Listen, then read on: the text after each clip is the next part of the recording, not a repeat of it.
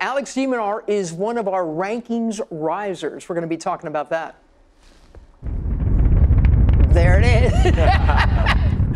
Oh man, he has had it. Look at these guys. Look at the jump that these men have taken from 1 year ago.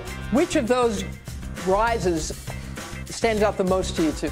I mean, probably the least heralded probably is Kyle Edmund. I mean, getting up to 14, got to the semifinals of a major, but you have a couple of really big jumps. I mean, Chung, he got off to such a great start.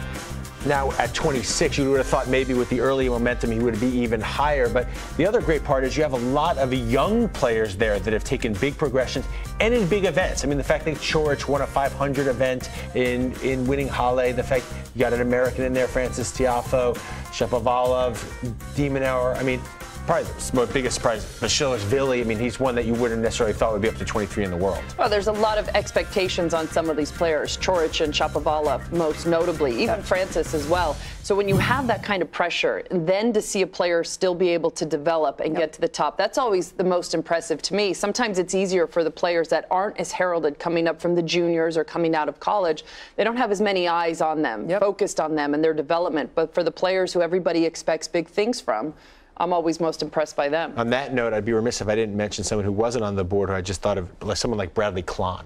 Someone who'd been out of the sport, had a major injury, did a great job in Shanghai, beat Kyrgios, qualified at Wimbledon, has had a really great comeback through the challengers, inside the top 100. Like a guy like that doesn't get a lot of fanfare, but an unbelievable effort. Speaking of injuries, there have been some rankings sliders as well, and injuries have been a part of some of their stories, haven't they? Have a look at our sliders.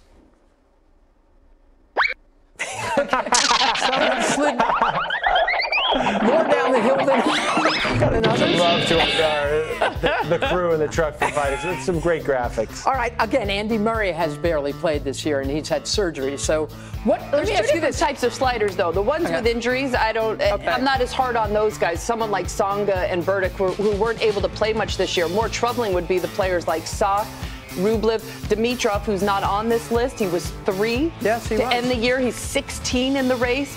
Players, Jared Donaldson struggled with a knee injury. Donald Young has really also struggled this year. Out of the conversation, Rublev did have a bit of an injury, disappointing there. But I think the biggest question mark is what happens with Jack Sock. He's literally got 3 tournaments to salvage, not just this year, but a start to 2019. He's playing all the way through. I mean, it's a bit of a bluff that he's ranked that high because so many of his points are coming off. Exactly. And the fact that someone that talented has only won 6 singles matches this year without a major injury is shocking. So he's got Stockholm, he's got Basel, Vienna, and then he's got Bercy where he won. He's got 3 opportunities to have a big run, accrue some points, and at least get his ranking into the top 100 where he's in some of these bigger events in 2019. Yeah, you can't tell on that graphic because a year ago ranked 20, now he's ranked 17. Right. He's 159 in the race with winning just 6 singles matches and all those points coming off like Justin was talking about.